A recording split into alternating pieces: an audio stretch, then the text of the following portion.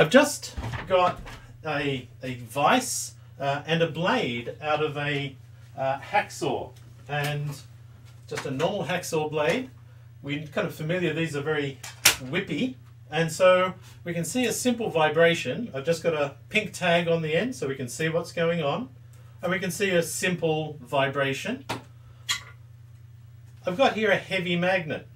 I'll put that onto the end of the hacksaw blade, and much slower.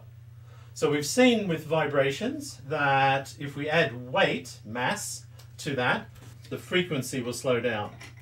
If I make that shorter, and we've all played with rulers in schools, sort of hitting them on the desk, I've made it shorter, the vibration speed, the frequency has gone back up. That's because it's now stiffer.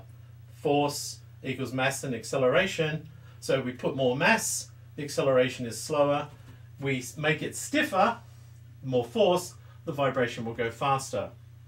So that's kind of a quick reminder for many of you. I'm sure you're all familiar with that.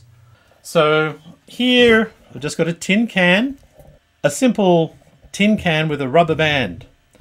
And we've all sort of played with rubber bands. I'll just stretch it across the top. We get a note, it's vibrating.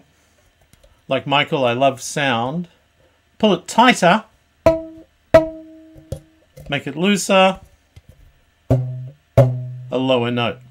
So my question to kind of get the evening started is, if I start plucking the rubber band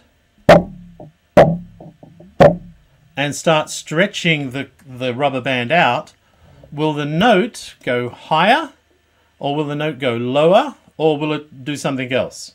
What's your thoughts about that? So if I pluck the rubber band, I've got that low note. If I pluck it when I've got it pulled out, what will the note be?